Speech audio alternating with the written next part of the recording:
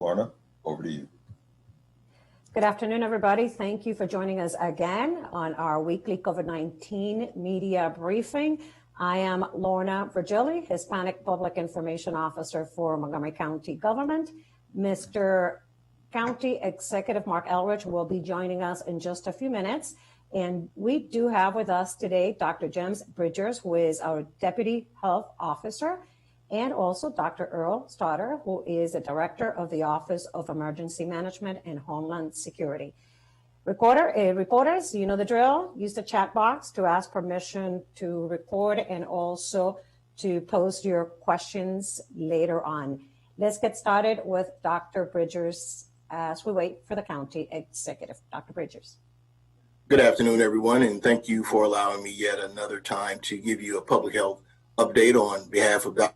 Gales. I think our last update was given to this body on Monday, so there are a couple of changes. Some things have changed the same, have remained the same, and so I'd like to share with you those updates at this time. So first, beginning with community transmission, as of Thursday, today, our cumulative case count is 52,368. We have 474 cases, and our 7-day average of new cases per 100,000 is 49.8%. Community transmission levels remain high, representing a post-holiday increase in cases.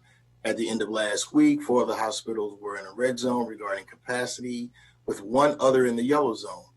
Additionally, the remaining hospitals will not be near capacity limits, but we have been in conversations with those hospitals to determine if and where there need to be any additional interventions or recommendations on behalf of the health officer.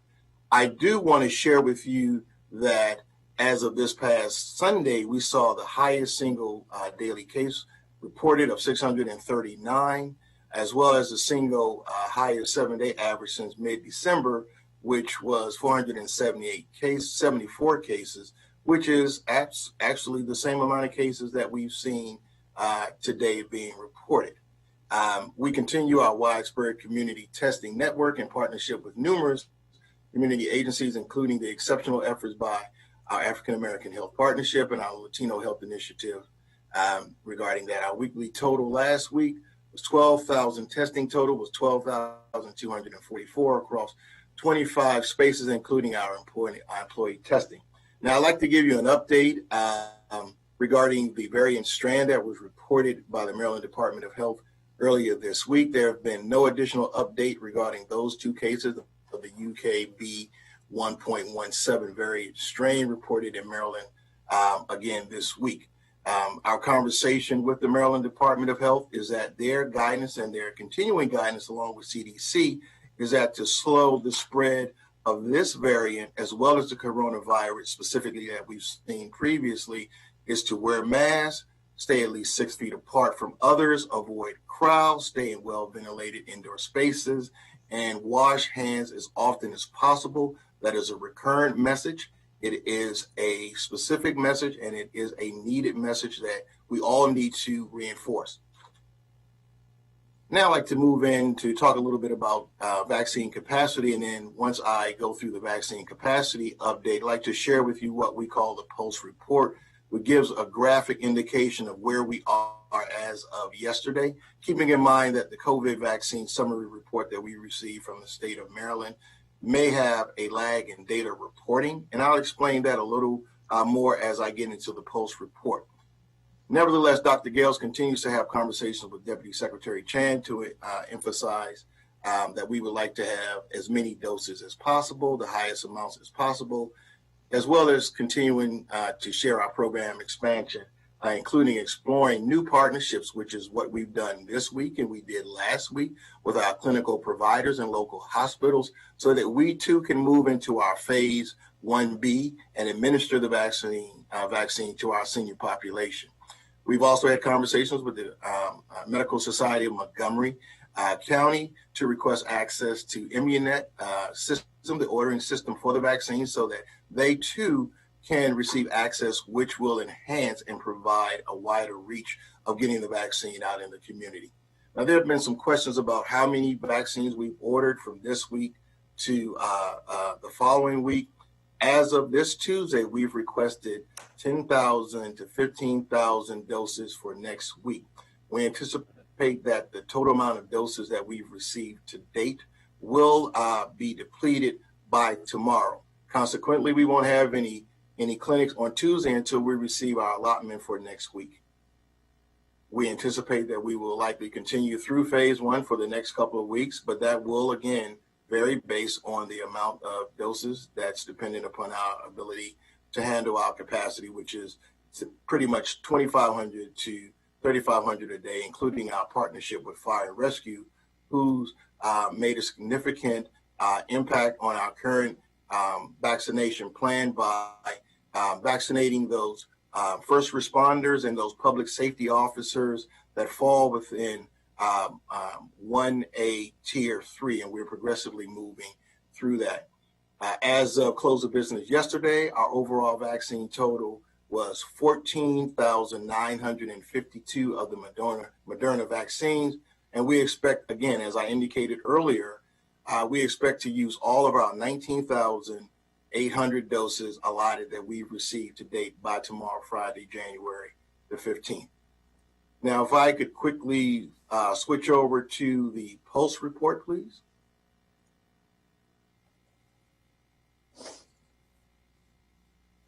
So it's a little bit out of sequence. If we could go to the first slide.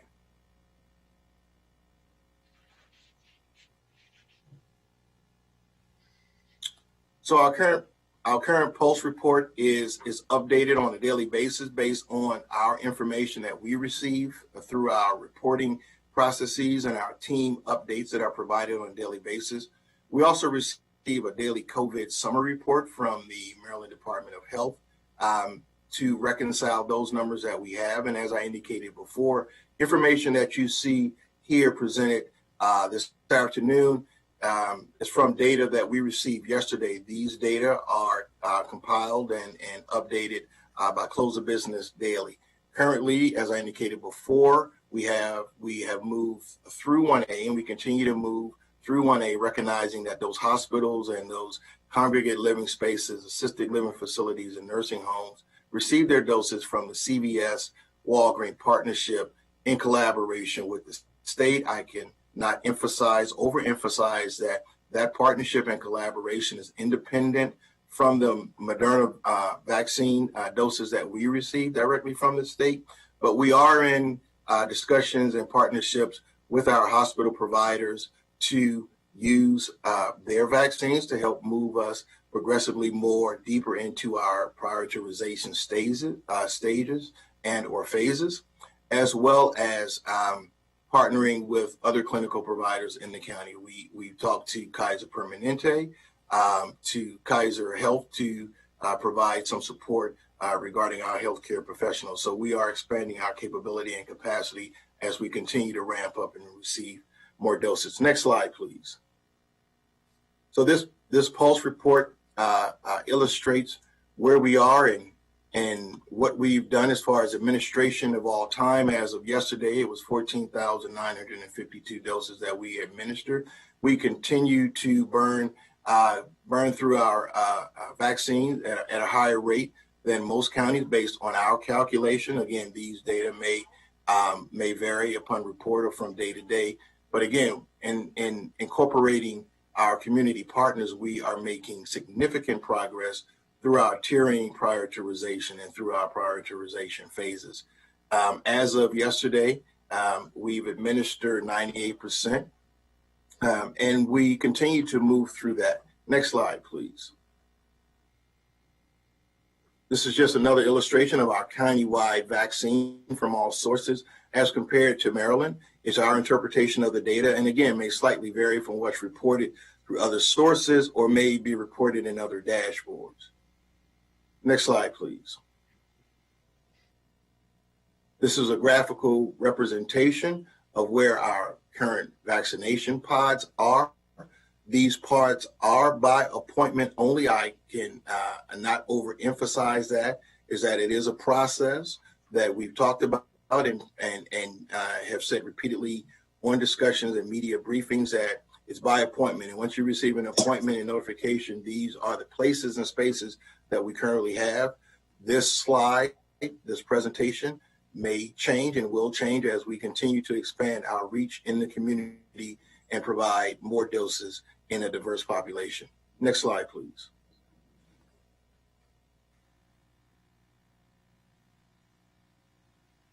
Again, as of January the 12th, we've administered all of our doses that we received. We continue to be highly ranked across all of the data points that I present to you this afternoon as compared to the overall county, other counties, I should say. And so we take pride in this, and we have been very deliberate in our process. Next slide. This is just an illustration of the hospital-administered vaccines. Again, we have been in conversation with our local hospital nexus, and we're working with them to partner to vaccinate and use their vaccines if they have any Pfizer doses or Moderna doses available. Next slide, please.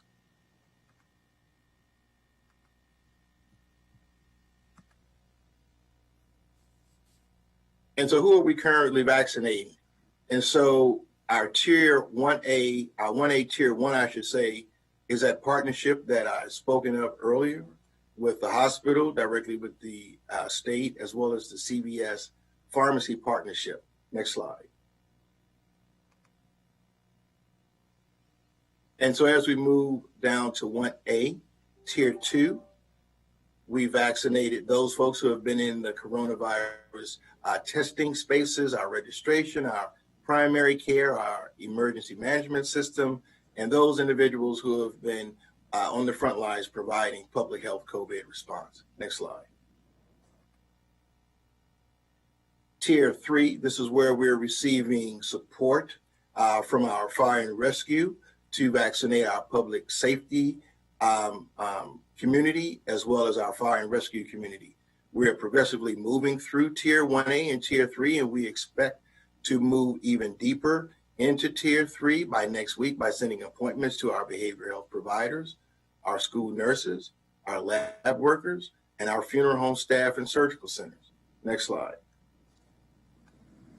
And as I indicated before, in the next 2 to 3 weeks, although there is some variability around that depending upon the amount of doses, we are planning for and we are prepared to move into our 1B category that includes our adults age 75 and older, public transportation workers, teachers and support staff, child care workers, and the others that you see graphically displayed here. Our fire and rescue partnership will again help us as we navigate and move through our tier 1B process, in addition to the other partners that I've mentioned before.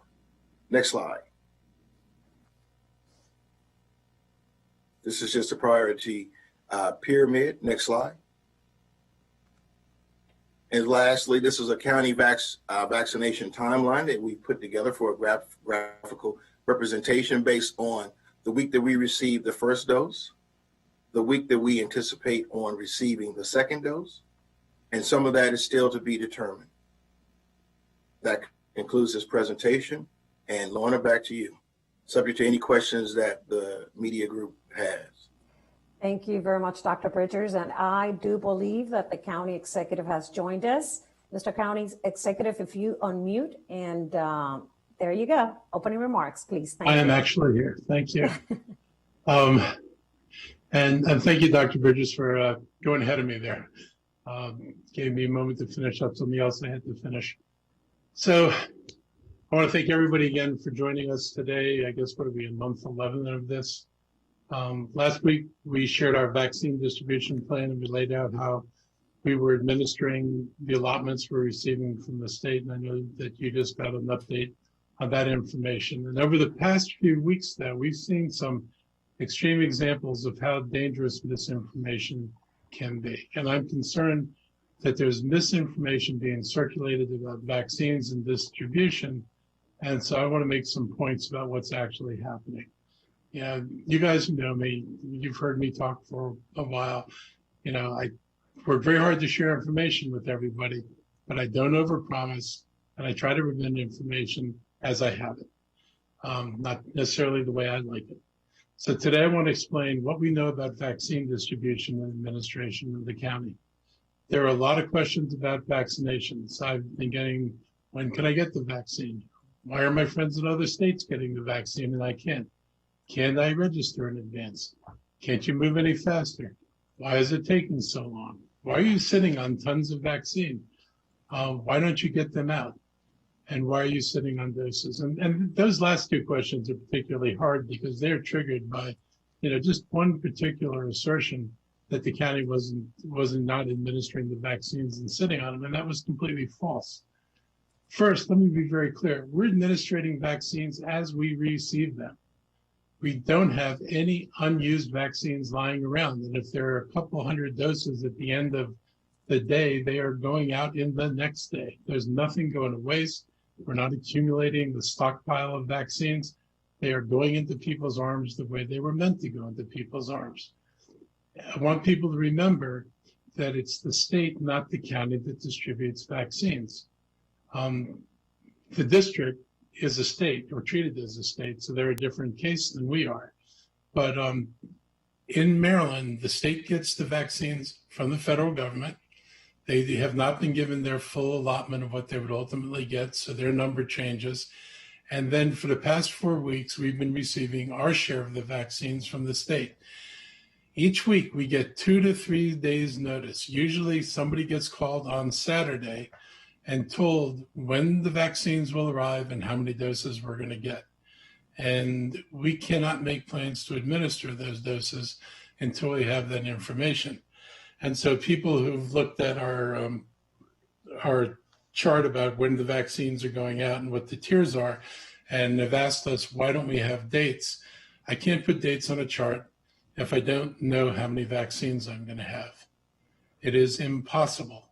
And I don't want to put hypothetical numbers up there only to disappoint people. I mean, I could make a chart with made up numbers, and then most likely we'll be walking those numbers back. And so as soon as we get real numbers, as soon as the state starts giving us more than 1 week or more than a couple of days notice for the next week, we will provide additional information so people can see how we're moving through the different groups. But right now we don't have that information. Each week our clinics have been able to administer all the doses received. The chart, that Dr. Bridges shared with you makes it look like we hadn't administered all our doses, and it shows 19,000, whatever it was, and we had administered 14,800. So if that chart reflects data, for example, from the first, Wednesday and Thursday, or Tuesday and Wednesday, and I received my doses Tuesday afternoon, and they start really going out en masse on Wednesday, it's going to look like we've got a lot of undistributed doses. My percentage of doses is going to look lower than any of us would like, but it's lower because the doses came in and we haven't had the days to get the doses out. So if anybody knows anything about graphing and data, how you present data can sometimes be misleading. And that chart, the way the state is structured, it doesn't really give people a picture of how we're doing relative to how doses are coming into the county. Some have asked why we don't have staff working through the weekend right now, and I emphasize right now, it's because our public health and logistics staff are pretty much exhausted. They've been working nonstop since this pandemic began more than 10 months ago, and they're tired. And since we can get all the vaccines out before the next load arrives, we're trying to give people a break, and knowing that when our doses hopefully start increasing, that these folks are going to be working on the weekends too. So this momentary couple of days off on the weekend is going to lead to a period when it's all hands on deck 7 days a week. They're working as much as they're needed, but we don't need them right now because we can get the doses out. That's certainly the number that we've been given. We can and have used all the doses before the next supply arrives, and we expect that to continue. We've got 19,800 doses so far for 750,000 people who are likely eligible for those doses. Some will receive doses directly from hospitals or from nursing homes, which are under separate contracts from what's given to the county health clinic. But most people in the county are not going to get the doses there. They're going to get it at this moment, from the county. And the two vaccines that are currently available require 2 doses about 4 weeks apart to be fully effective. And this is something I want to make a point and emphasize. So in the week of January 27th, we're going to need 4,200 doses for the people who had already received their first shot a couple of weeks ago. That'll be 4 weeks. Even if we receive 12,000 doses that week, there are only going to be 8,000 new people who could receive a dose, because 4,000 of those doses are going to be people's second doses. The next week, February 3rd, we need 8,600 of our doses for the second shot. So if I receive 16,600 doses, only 8,000 of those doses will go to new people. And to put this in perspective, if our population of 75 and older is about 70,000 people, if I only have 8,000 doses a week that are free to go to new people, you're looking at 9 weeks. So this is why myself and the other county executives, all of us, have been appealing to the state, which really doesn't control it in the end, but to our federal delegation to get the doses out as quickly as possible. We can do more, we can ramp up, and we can scale, but unless we get more doses, it's going to be very hard to move quickly through the remaining population. If I were to get 30,000 doses, 4 weeks later, I'm going to be in a week. If I got 30,000 a week, 4 weeks later, I'm going to have to revaccinate 30,000 people. And if I'm going to do more people, I need more than 30,000 doses. So I just hope you guys get the sense of the bottleneck that we're in right now, and how the bottleneck is really created by the lack of doses we have. Like I said, we've talked to the state about this. We've raised this issue. We're trying to work with them on some other things, particularly on a uniform platform for registering and scheduling people. It is crazy that 24 counties are having to scramble around to create a platform, when one platform could be created centrally and could effectively be given out to all of us. But again, I want to reassure people that we will get the vaccines out that we get. People want to know why other states are, sometimes they seem to be in different stages. It may be that states don't follow the stages the way Maryland set up the stages. It may also be that other states had larger allocations, or that within states that counties have had larger allocations. I looked the other day at Fairfax County and Montgomery County, and Fairfax County had vaccinated, more people than Montgomery County. But when you consider that we vaccinated every person, we vaccinated everybody we could with every dose we had, the fact that they had more vaccinated people tells you they also had more vaccine. And so when you compare numbers with other jurisdictions, it's the amount of vaccine that determines how fast we move through these links here. You can go to our website, and there's a link displayed, and you can see all this information. We think February, hopefully, is when we're going to be able to start getting to 75 and older folks who aren't in nursing homes. It's a very large cohort in other states. Like I said, they may have moved there, but they may not have completed stage 1 and still opened up to what in our state is 1B. I think what else I want to add to this. Basically, I hope that, and I think Dr. Bridgers touched on the major points here. We are adapting as fast as possible. This whole coronavirus has been a real test for everybody, because the county, and not just Montgomery County, no county had the health departments or other departments or the logistics, any of the tools that were needed to deal with the pandemic that threatened to infect everybody in the county and requires us to vaccinate pretty much everyone in the county. And so we've been flexible. Other jurisdictions are going through the same thing. We are learning on the fly. We are adapting as we go through this. This is why we talk a lot to each other. We try to learn from the other jurisdictions as they move along. But we are doing everything we can. And I'm really proud of the people who are working in the county and the work they're actually doing. They're not only making heroic efforts, they're actually getting the job done. So in the meantime, we're going through this, another high level of cases in the county. And obviously people didn't take the advice over the holidays of staying home and not going to group gatherings. And so we're paying the price for it now. So now we're working as always to try to test as many people as possible, bring these numbers down. So please, enough of the partying. Please maintain a physical distance and wash your hands frequently and wear a mask. We are reasonably close to getting out of this. I'm not going to give you a date any more than I gave you a date on other things earlier when we were talking about them in the spring and summer. But we know the vaccine's here, and we know that the supply is going to determine the speed with which we move through this. Hopefully, the supply will increase, the number of companies providing vaccines will increase, and this will not take as long as it would appear it's going to take based on the current suppliers and the current number of doses that are being given. And I'll stop there. Thank you, Mr. County Executive. Dr. Stoddard, opening remarks. Good afternoon. Thanks to everyone for coming back and hearing us again. I have a few points I want to add to, and I'll stick to the vaccination because I think that's mostly what everyone wants to hear about this point. 42,000 people are now registered for our alerts on our website. We encourage others to go there.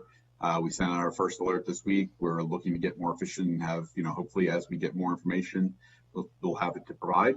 Our goal is to have, we're trying to get some portals up for our 1B folks over the next several weeks, just to make sure that we have avenues through which people can begin to pre-register. And so we're working on making sure that we have IT systems and other things in place for people to begin to, prepare for the 1B phase, as we know that, it's coming quickly. The alert system will be your best mechanism to get a direct receipt of that information, but we are working with a very diverse communications team to ensure that we get the message out there, particularly to our populations that have been so disproportionately impacted by this event in our African American and Latino communities, as well as particularly zip codes throughout the county. We are already working with, I think we've talked about the school system, with our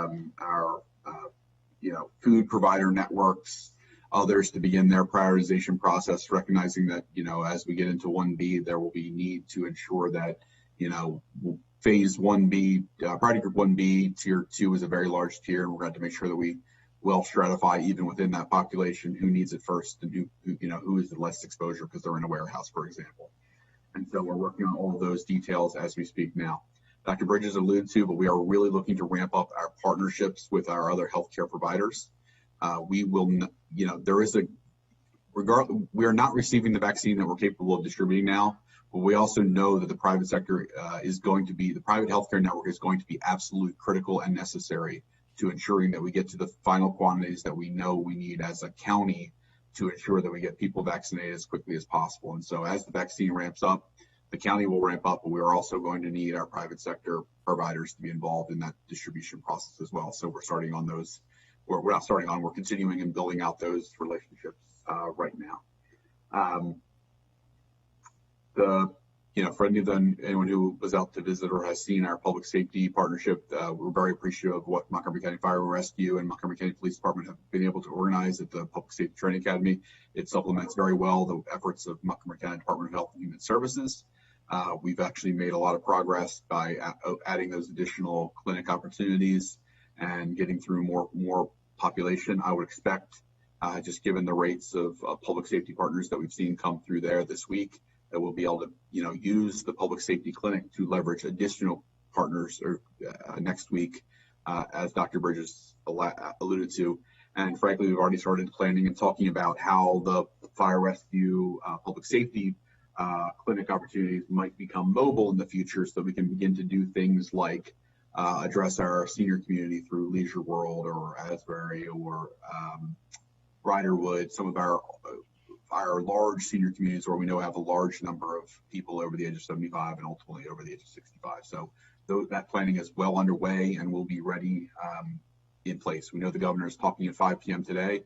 We frankly have no idea what he's going to say about vaccinations, but we're prepared for a shift that could occur, whereby we focus on older adults more. But we have no information to say that's what's going to be said. But obviously, we're waiting to 5 p.m., but sort of preparing for what we think could or might be said. So I think I'll stop there, and I think we can entertain some questions. Okay, thank you very much, gentlemen. And now the first question comes from Chris Gordon, NBC4, and it is about vaccinations. Chris, on mute. You're on the phone.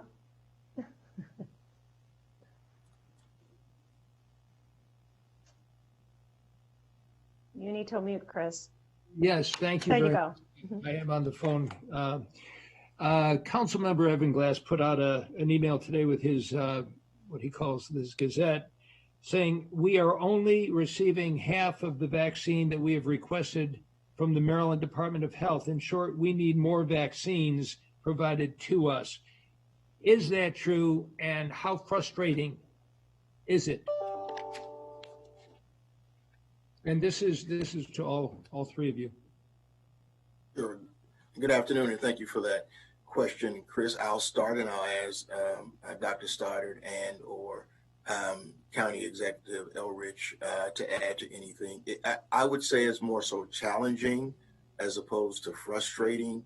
The challenge is that the weekly allotment is dependent upon our schedule. So our schedules are dependent upon the weekly allotments. We may request a higher allotment and may receive half of that allotment. We have no control over that, and is based on the state's prioritization distribution process for that week.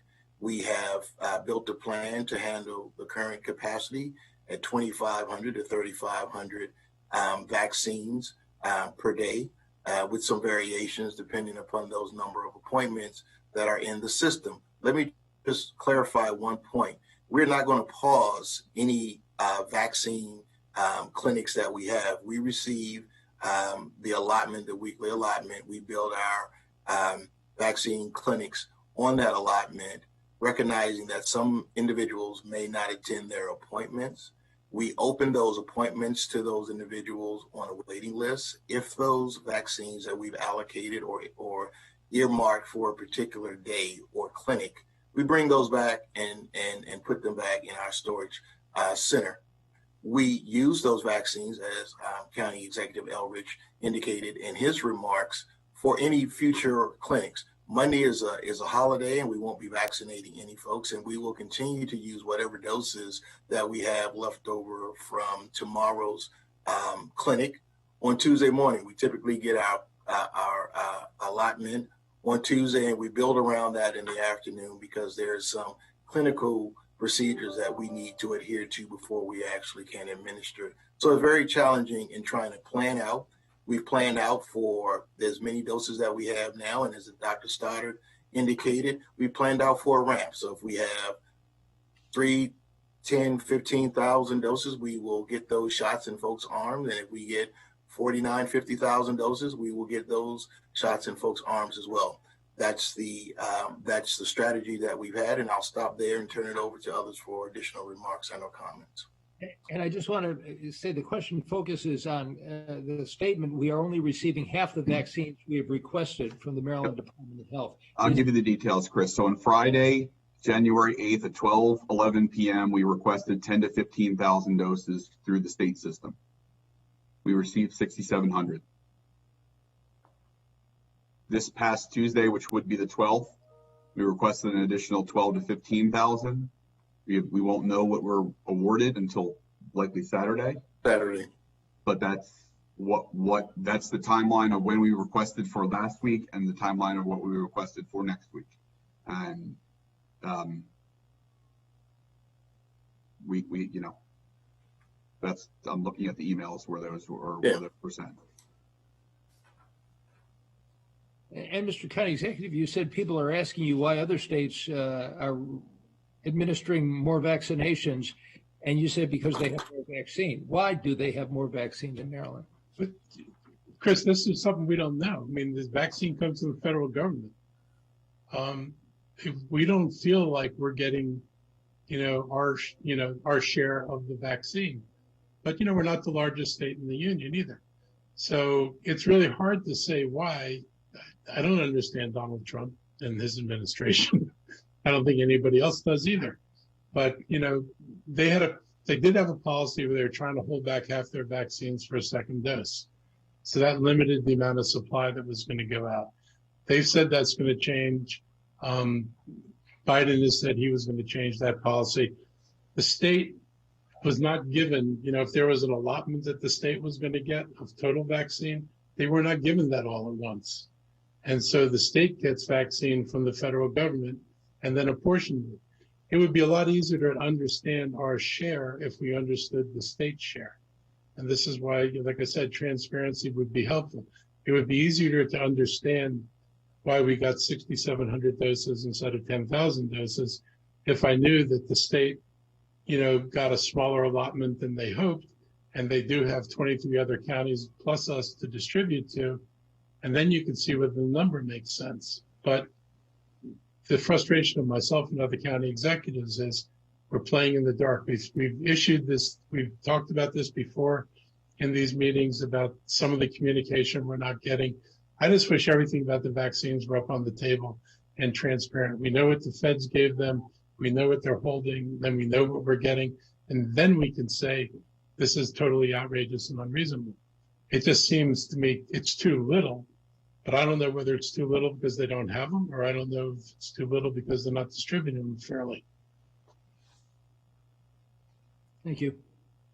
Thank you. Reporters, do remember to identify which outlet you represent on the chat box so we can toss to your questions. And next is Kate Ryan, W2P, with questions for Dr. Bridgers and also for the county executive. Kate.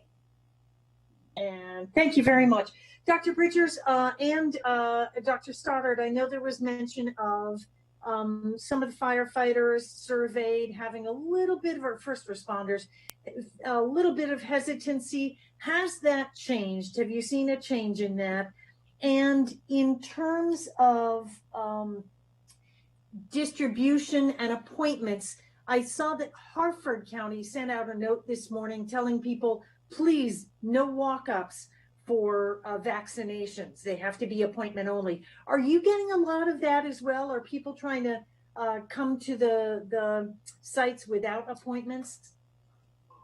So thank you, Kate, for that, for those questions. I'll refer to the former to Dr. Stoddard regarding the survey and where we are with fire and rescue, and the latter question regarding appointments. We have not seen as many or experienced as many challenges with folks coming in without an appointment. We do have reminders set forth regarding appointments and the announcements that they receive. We've had a couple of instances where individuals have come in indicating a name of someone on the appointment, but our a verification process requires that if it's a provider or anyone coming in for an appointment, they must show an ID or manifest with those entities who are scheduled to receive an appointment. So we haven't seen many challenges with the appointment process. So hopefully going forward, it's very guarded as far as sending out the information. We haven't had any challenges with folks forwarding the URL or any links to sign up for appointments, and we monitor that rigorously. Mm-hmm. Dr. Stoddard? Yeah, to your first question, we have seen some hesitancy amongst our public safety responders. We entered this week with approximately 3,000 appointments, and I think by the end of today, we'll probably have vaccinated about 2,200, which means that we have not filled out all 3,000 spots and have about 800 vacancies that have, they've been moved over to our other clinics. It's not unused vaccine, as kind of executive alluded to. It's just that they're not being utilized in public safety clinics as we thought. We believe we have between 6,000 and 7,000 public safety partners of all types. And, presumably some are not available this week because they're out or on shifts or can't be released. And so we expect that to continue into next week. But obviously, for us to have 6,000 to 7,000, for us to have 2,200 people commit to take it this week is not ideal by anyone's account. And so we're hoping that we can encourage. And again, I think with vaccine hesitancy, and again, I want to make this clear, this is something that's being seen in our hospital settings too. So it's not exclusive to our public safety partners. There is a fair bit of desire to see what happens with colleagues before they move forward, and we've seen that in various settings, not just in public safety or in the hospitals, but in many other areas too, even in our primary care providers. And so obviously we're hoping that they've been slow to uptake, slower than we would have liked, but they'll come on board over time. But as we've talked about, we're not waiting for people to get vaccinated who are in these categories. If we don't see enough registrations coming in for a particular category, we add in the next category. Just like, I think the governor alluded to this, and we've actually used this terminology as the Southwest boarding model, where just because you're in boarding group 1A, if there's not a line for 1A, they're going to start adding in 1B. And if you happen to be in 1A and arrive late, you can get added into everyone who's boarding, but your spot's not being held for you until you show up. Got it. And can I follow up to either one of you on Governor Hogan did say that when he added teachers to 1B, that he hoped that by the end of this month, you could start getting teachers vaccinated. What is your thought on that? And now the schools say they won't come back till March 15th. Does that give you a little bit of wiggle room in getting teachers as a group vaccinated? So go ahead. Started. Yeah, not much wiggle room, unfortunately, because if you look at it this way, if we start around February 1st, dose 1 of Moderna is February 1st. Hypothetically, you have 28 days till dose 2, and your full immunity protection is typically 7 to 10 days. Not even full, but the 95% that we often talk about is 7 to 10 days after that second dose. So that's about a 5.5 week process. So if you start February 1st, and if you're looking at March 15th, there's not a whole lot of wiggling room in there. We would like to start these categories as soon as possible, but that's incumbent upon the state giving us enough vaccine to do so. We should, I think we've seen from Anne Arundel County's county executive today talking about the fact that, we should be in 1B now. There are counties in the state of Maryland who have finished up their 1A category and are just sort of waiting because not everyone's in 1A, which that tells us is the state has to get more accurate with its distributions instead of feeling like they need to give everyone an equitable amount in terms of their population, which candidly, they're not really doing that either. They need to be getting to the more doses to the people who have people in 1A to vaccinate so that we can all get into 1B together, because the point of the concern is if, for example, Garrett County can open up to 75 and older or to teachers, you're going to have a mad rush of Montgomery County 75-year-olds or Howard County 75-year-olds going to Garrett County, and they don't have the infrastructure nor the vaccine to support that. So I do think we're hopeful with the governor's talking today that perhaps we can get some better and more appropriate distributions of vaccine to address getting us into these 75 and older categories. The report from earlier this week said that there's a lot of vaccine that's sitting at the hospitals, that the hospitals' uptake has been too slow, that needs to be transitioned over to other people who are waiting to receive it. And we're hoping, again, that's something the governor talks about today. We've said basically early February is where we think 1B will really be ramping up, but that's only because we're prognosticating based on the amounts that we're getting right now. If we get a lot more doses, we can get there faster, but that's what we need to happen. Sure. Thank you. And Kate, just to add to Dr. Stoddard, I know he and I have been in conversation with MCPS to, once Fire and Rescue has moved through their vaccine based on the prioritization leveling that we provided to them, we're going to incorporate them and leverage their ability to vaccinate folks and help with vaccinating the educators and staff as well. So that's another piece that Dr. Stoddard and I are working with as we continue to ramp and build up to that level. Got it. Thank you. You're welcome. Thank you. Next question from Natalie Rubino, Fox 5, DC. Natalie? Hi there. So this is probably for one of the doctors best. I have two questions. The first, I know the county executive mentioned that the second dose is going to complicate things a bit, slow down the distribution. Other than getting more vaccinations from the state, is there a way around this to stop this slow? I assume you can't skip the second dose of the vaccine.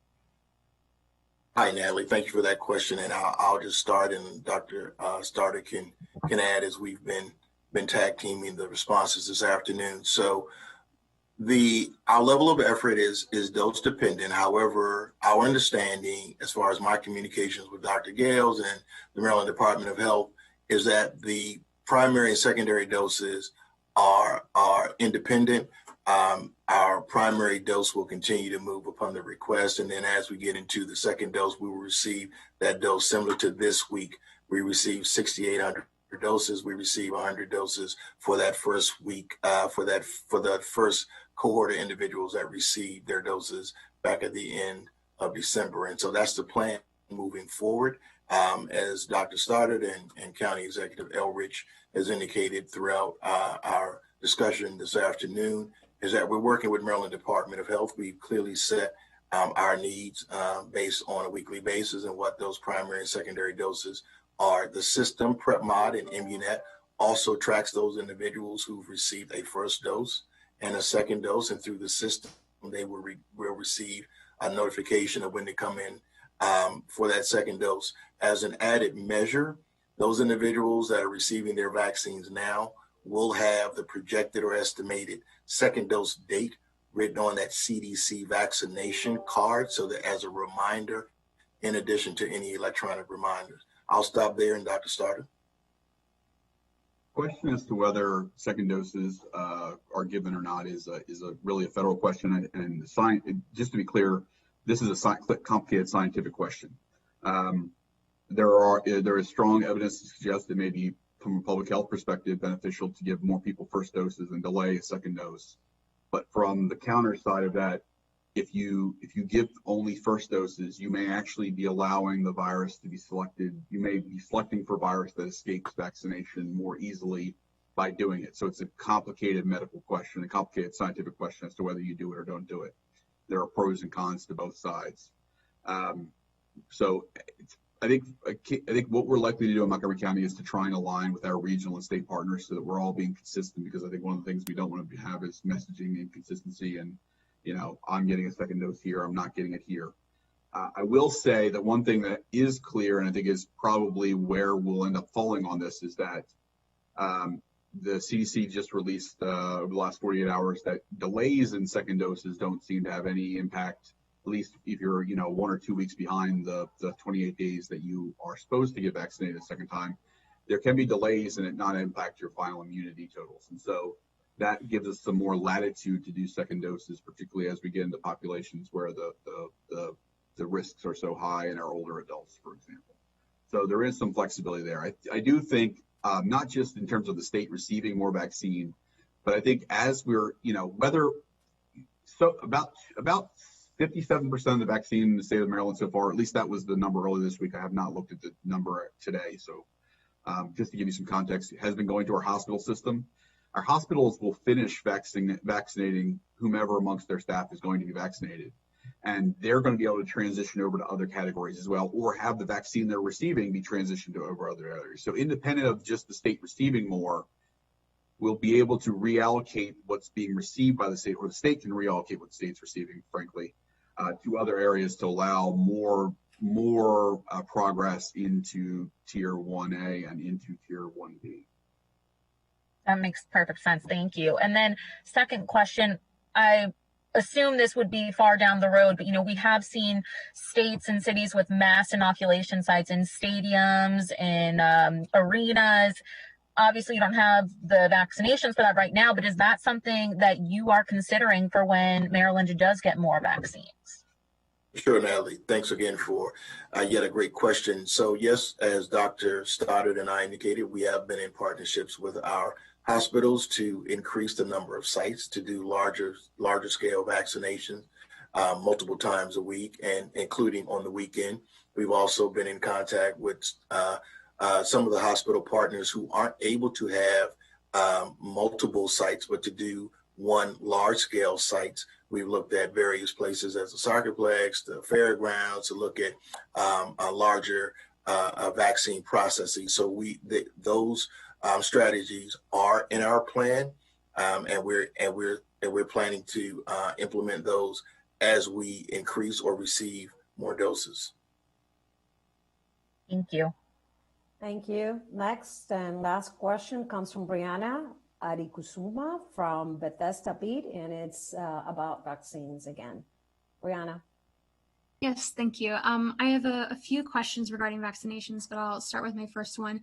Thank you, County Executive Elrich, for explaining the timing of the vaccination orders more. I did have some clarification. I know that we published an article the other day that the state and the county had some disagreements about when orders were made for particular weeks. So is there a particular day that the county is making requests from the state? And how does that timeline? For example, if you order on a Friday, is that for the shipment to be received on the following Tuesday? I have a copy of the Friday email that you had mentioned, Dr. Stoddard, and the governor's spokesman was arguing that the county had actually asked for 5,000 to 10,000 for the current week that we're in, and that request that was made on Friday was 10,000 to 15,000 for the coming week. So could you explain that a little bit more?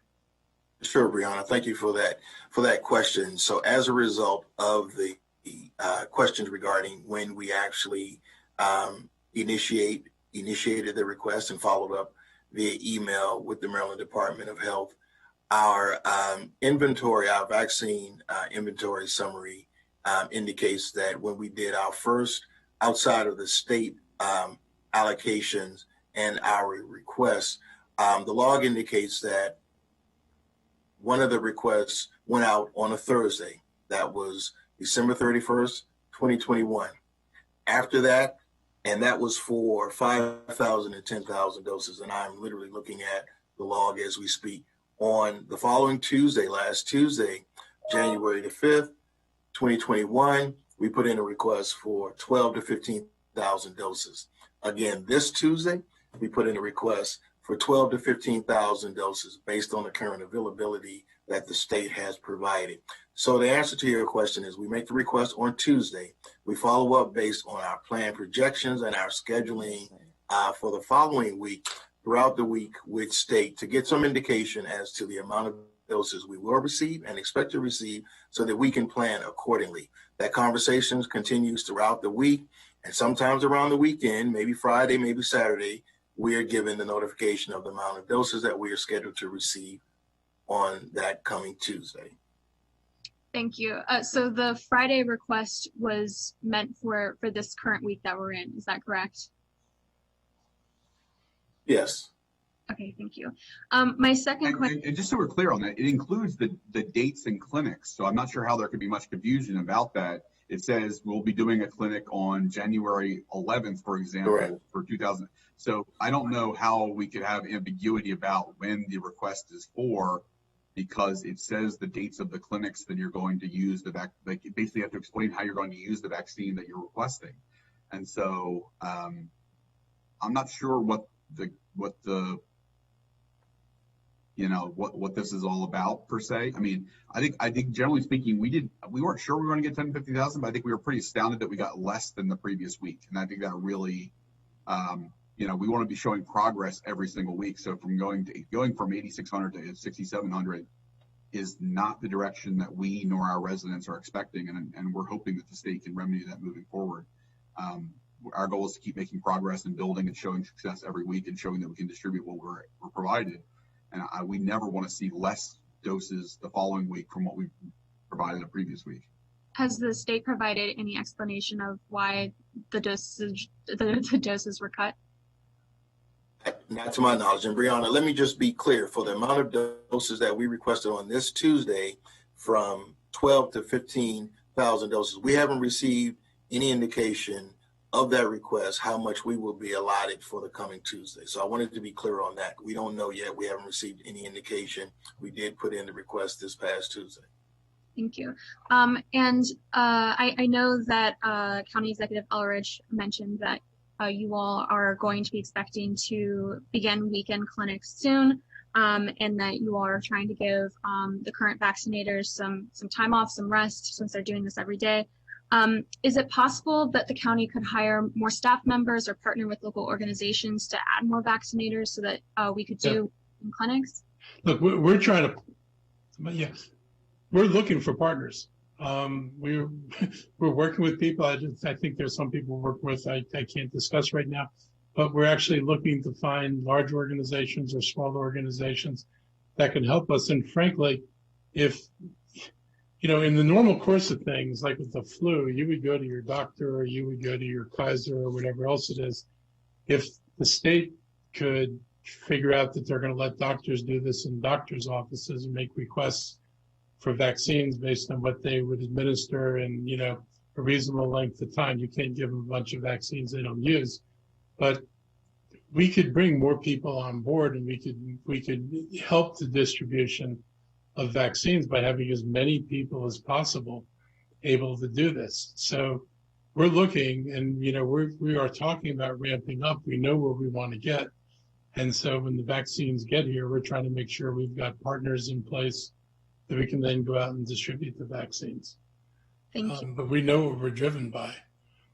I will say, there's a question in the chat from Dan that's relevant to this. So you do mentions, why don't you just ask for 40,000 vaccines? Because they don't have them, and they're not going to give them to us. And because it would be way disproportionate given the amount of vaccine they have to what anybody else would get. And if everybody asked for what they absolutely needed, the state doesn't have that for anybody else either. I mean, this is really a combination of the limitation of what we get, and probably a limitation of what the state gets in any given time. I think I remember last week, and Earl, you could correct me, we had a state dashboard up where they showed the number of doses they had, and then the next day that the number of doses increased by 100 and some thousand, and that was another federal shipment. But that may have been their shipment for a week, for all I know. This is why I'm begging for some transparency so that I could give you an honest answer based on everything we know, and we're all left to try to figure out what is going on at the state level.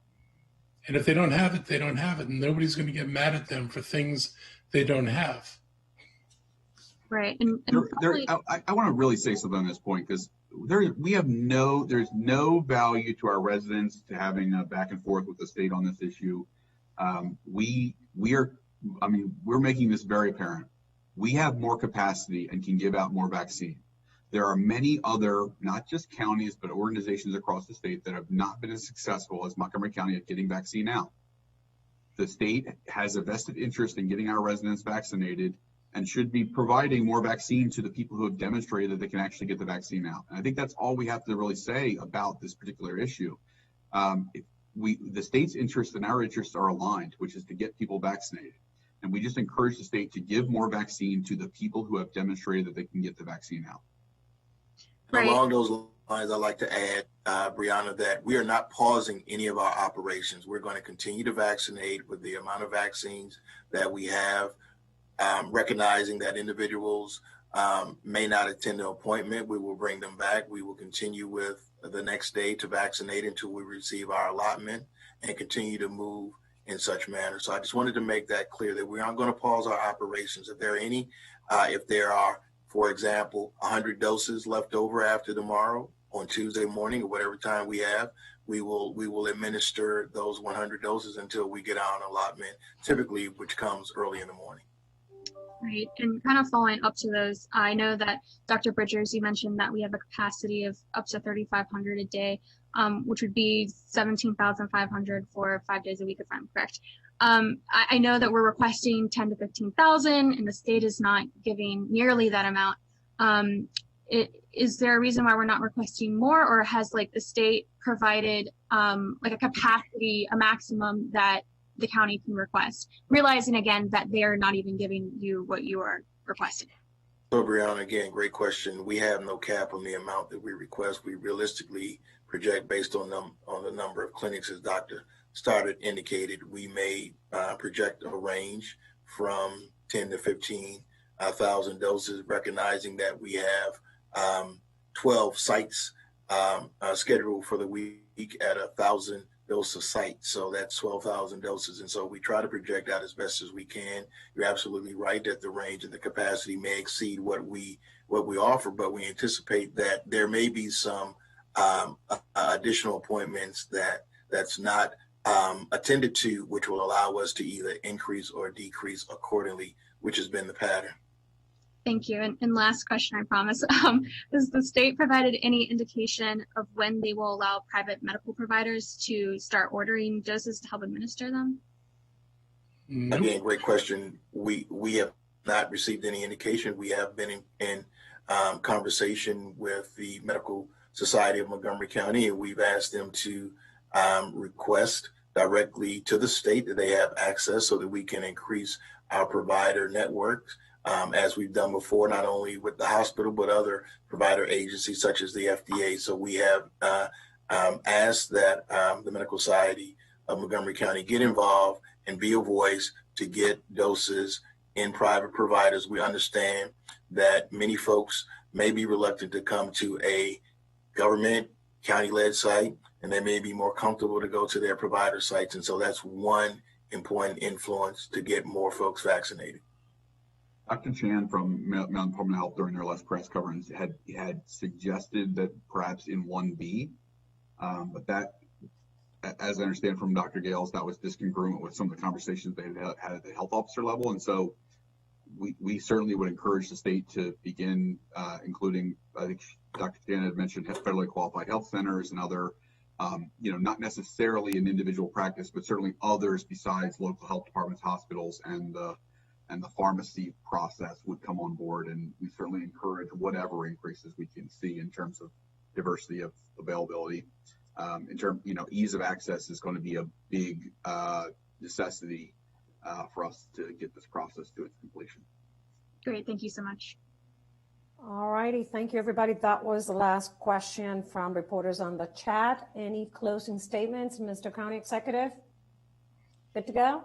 I just hope everyone maintains, you all maintain your personal patience and in terms of dealing with this. It's really a shame when you see people getting impatient and feeling like I can't take being cooped up anymore. It's like you're so close to being able to get to the end of this, and at least you can get to the end of this. So why do anything to jeopardize your ability to get there? So I just hope that people think about that before they say, I just can't deal with this anymore. You've done 11 months of dealing with this. Let's get to the end so we can get out of it together.